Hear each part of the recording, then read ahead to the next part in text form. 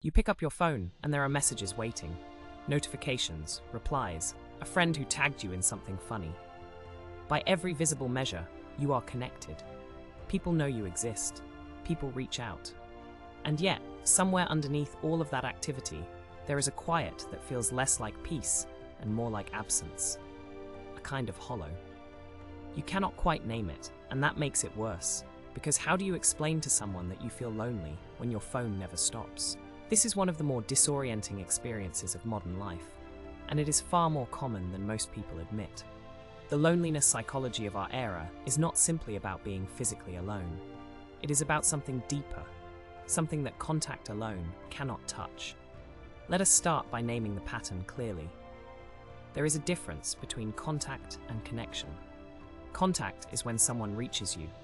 Connection is when someone meets you. These are not the same thing, and the gap between them is precisely where loneliness lives. You can exchange dozens of messages with someone and never once feel that they have actually encountered you as a person. You can sit in a room full of people who know your name, your job, your opinions on various things, and still feel as though the real you, the one with doubts and longings and a particular way of seeing the world, has never been introduced. That version of you is still waiting in the hallway. This is not a failure of the people around you, necessarily. It is often a structural problem with how modern interaction is designed. Much of what passes for communication today is performance. We present curated versions of ourselves, we respond to surfaces, and we move on quickly. The medium rewards speed and brevity. It does not reward the slow, uncertain, slightly vulnerable process of actually letting someone in. When you are only ever meeting people at the level of performance, you begin to feel unseen. And feeling unseen is the core of loneliness. Not the absence of people, the absence of being known. There is a psychological dimension here worth sitting with. Human beings have a deep need not just for company, but for what might be called witnessed existence.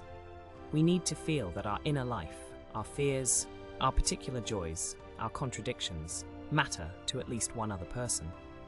When that need goes unmet for long enough, the nervous system registers something close to danger. Loneliness is not merely an emotion. It is a signal. It is the psyche saying that something essential is missing.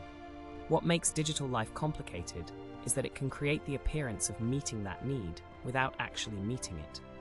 A like on a post gives a brief flicker of recognition. A reply creates the sensation of being responded to. But these are thin substitutes for the kind of sustained, attentive presence that genuine connection requires. The signal fires, the reward is partial, and then the hunger returns, often stronger than before. This is one reason why people sometimes feel more lonely after spending time on social media than before they opened it. The activity mimics connection closely enough to raise the expectation, but not closely enough to satisfy it. You are left with the shape of belonging without the substance. Now let us go a little deeper, because the psychological explanation is only part of the picture. There is also something philosophically significant happening here. Human beings are meaning-making creatures. We do not simply want to be in proximity to others, we want to matter to them. We want our presence to register, to leave some trace, to be part of a story that is larger than our own solitude. This is not vanity. It is one of the most fundamental aspects of what it means to be a person. When connection is shallow, when it is fast and frictionless and easily replaced, it struggles to carry that weight. Depth requires time. It requires the willingness to be uncertain in front of someone, to say something that might not land perfectly, to stay in a conversation past the point of comfort. These are things that modern communication often discourages, because the architecture of most platforms is built around ease, not depth. And so we find ourselves in a strange situation. We are more reachable than any generation in history, and yet many people report feeling more isolated than ever. This is not a paradox once you understand that reachability and genuine connection are measuring entirely different things. Consider what it feels like to be truly heard by someone. Not agreed with, not validated in a quick and easy way, but genuinely heard. Someone who slows down, who asks a follow-up question, who sits with what you have said, rather than immediately redirecting the conversation toward themselves. That experience is rare, and when it happens, it is unmistakable. It feels like relief. It feels like coming home to something you had forgotten you were missing. That is what loneliness is the absence of, not people. That. There is also something worth acknowledging about the role of vulnerability in all of this. Connection of the kind that actually nourishes us requires a degree of openness that can feel genuinely frightening. To be known, you have to allow yourself to be seen, and being seen means risking that what is seen will not be accepted. That's a real risk. It is not irrational to protect yourself from it, but the protection has a cost. When we keep our inner life carefully managed, when we present only the polished version, we may avoid rejection, but we also make genuine connection impossible. You cannot be truly met if you are never truly present. And so the loneliness deepens, not because people are unkind, but because the real encounter never quite happens. This is not about blame, it is about understanding. Many people are doing this simultaneously, each one waiting for the other to go first, each one protecting themselves from a vulnerability that the other person is also protecting themselves from. The result is a room full of people who are lonely together without knowing it. So what can actually help? The first thing is simply to name what you are actually looking for.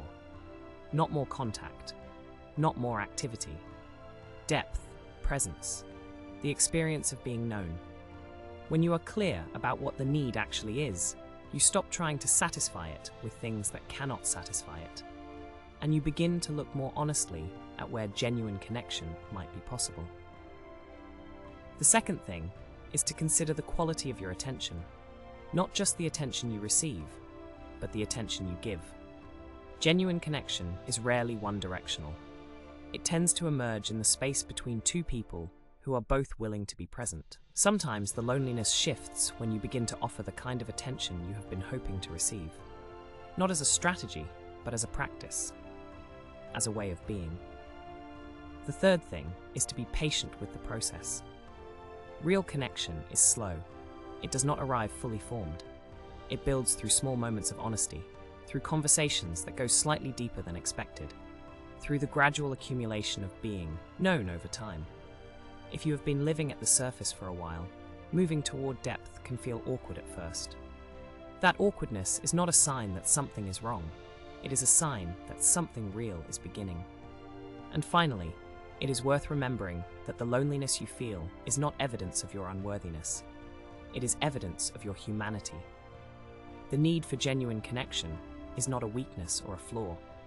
It is one of the most honest things about you. It is the part of you that knows the difference between being reached and being met, and refuses to pretend that they are the same. That refusal is worth honoring. If this essay has stayed with you, consider subscribing to Inside the Labyrinth, where we explore the inner life with care and without shortcuts. And if something here felt true for you, leave a comment. Sometimes the first step toward connection is simply saying, quietly, that you understand. And if this spoke to a part of you that rarely gets heard, stay with that feeling for a moment. You are not broken because you feel deeply. You are only beginning to understand yourself.